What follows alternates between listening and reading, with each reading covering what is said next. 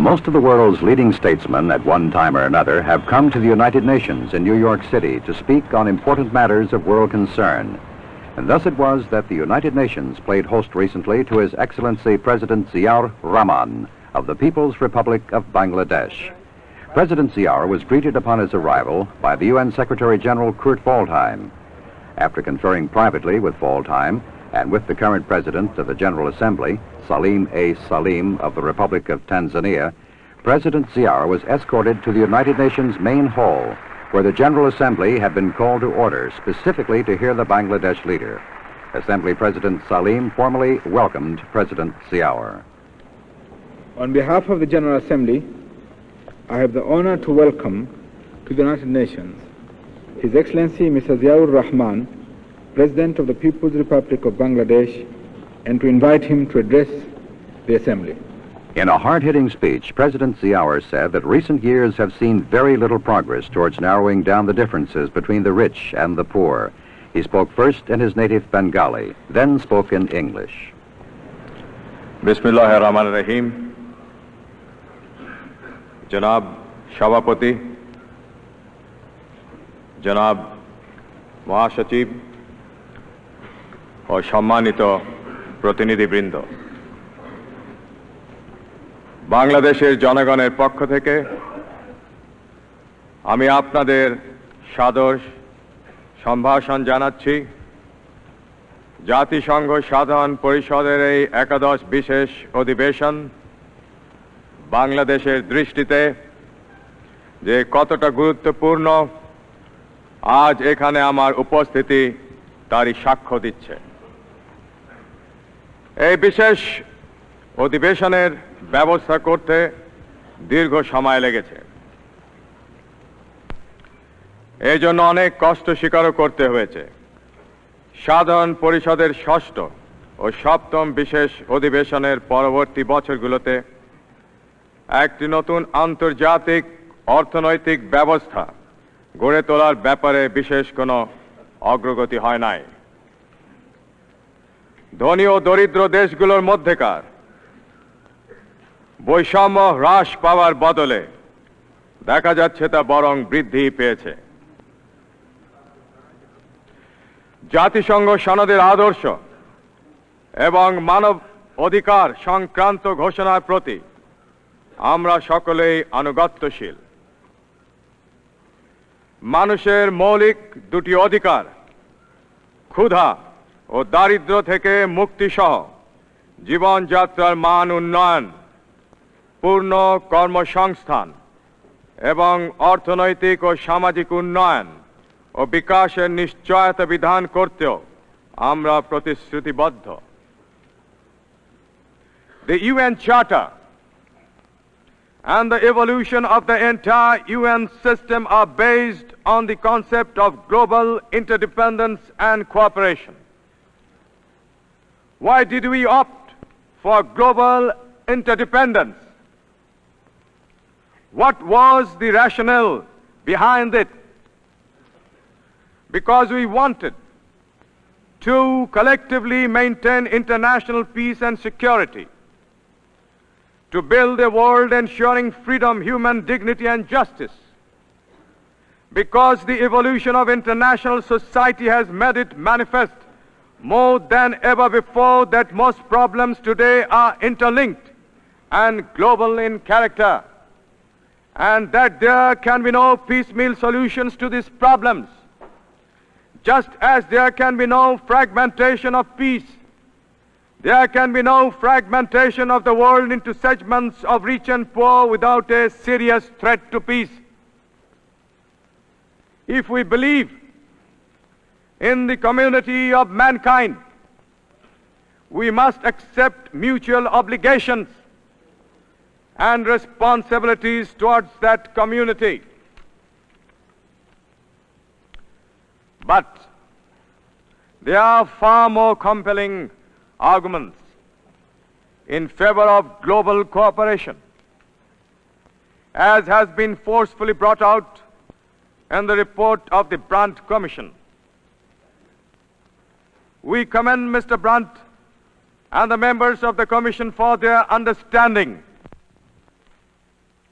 Mr. President,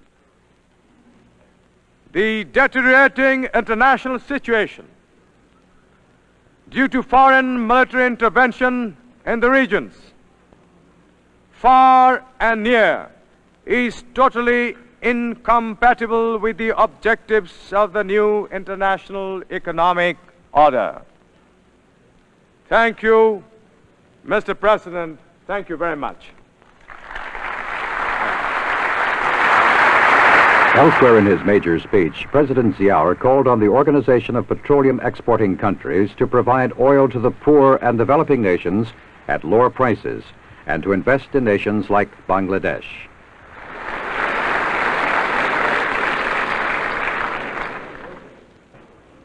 Following his address, President Ziaur proceeded to the West Foyer of the United Nations building, there to greet and chat with the heads of delegations to the UN. President Ziaur later was the honored guest at a luncheon hosted by Secretary General Waldheim. There remained one more major event on President Ziaur's UN schedule, a speech to a closed meeting of the Group of 77. Formed 15 years ago, the Group of 77 now numbers more than 100 developing nations, including the 30 least developed countries, as well as the OPEC nations.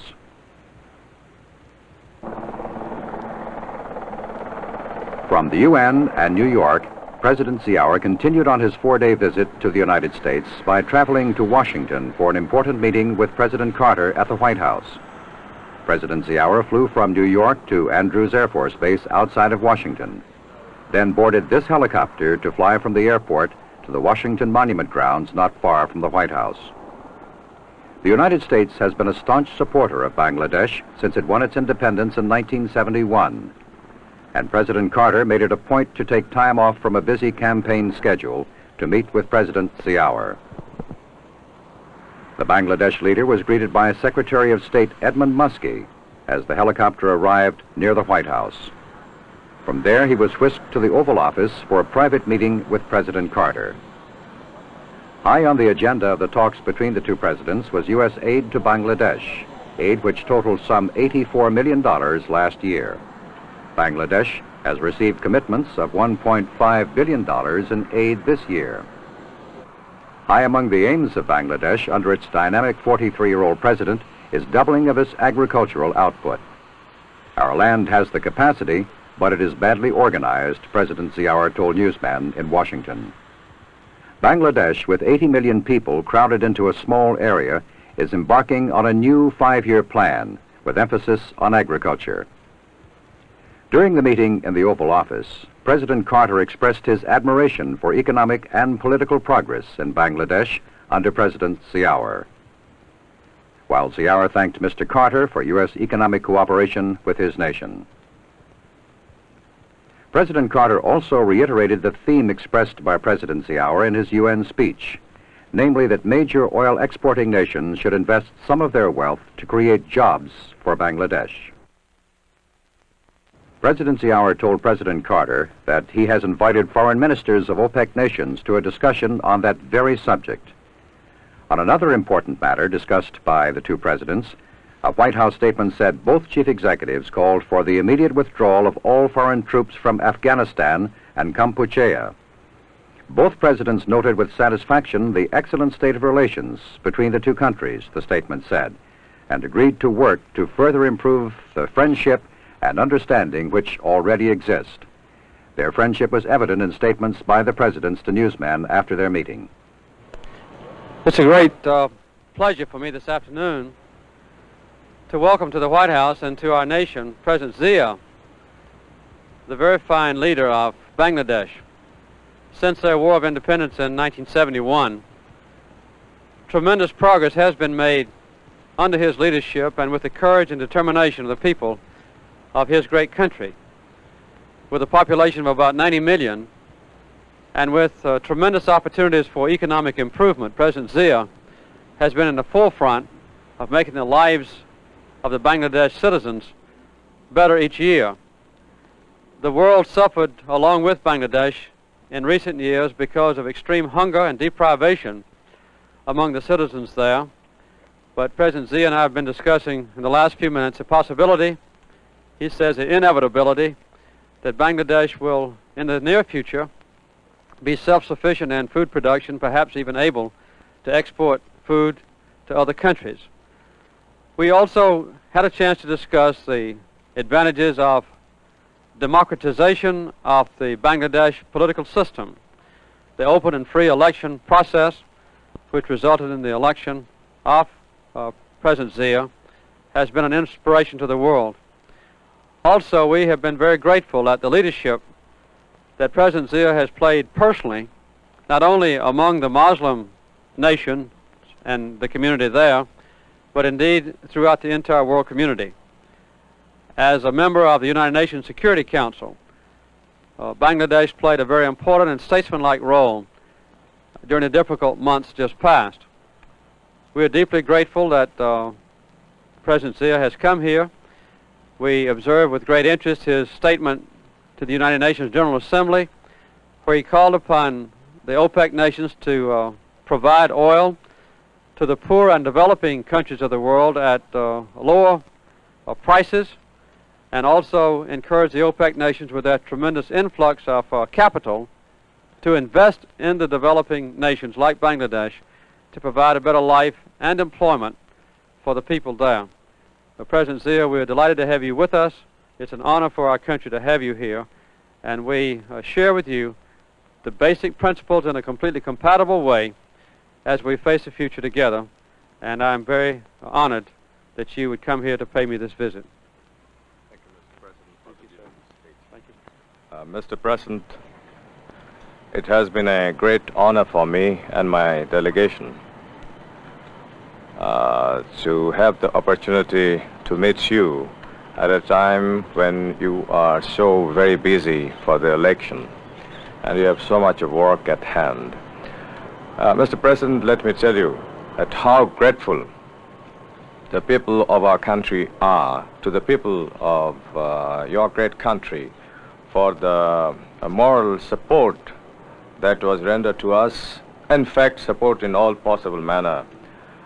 Those were rendered to us during our War of Independence in 1971, and the massive economic aid that we received from you, from your great country. Thereafter, to meet the many necessities which otherwise would have, if not met, would have created tremendous problem for us. We are very grateful indeed, Mr. President, for your special interest for the development, the economic development in Bangladesh, for which during your period we have received fullest support, and especially in the food sector, the support that you have given us. I can assure you that our people are grateful to the American people and to you, Mr. President. And the short meeting that we had a few minutes ago, we had discussed all possible aspects of our relationship, and we discussed some of the important problems facing the world, both economic and political. And I must say how happy I am that in these cases our views are identical. Mr. President, the important role that your great country has played, the people of the United States and yourself, to uphold the Charter of the United Nations for maintenance of peace and stability in the world is something that we praise you for. And especially your value that you attach to the question of human rights and human dignity is something that we, all of us, the whole world could be proud of. Mr. President, I wish you success. I wish the American people success and strides in the future. Thank you very much. Thank you, Mr. President. It's been an honor to be with you. Thank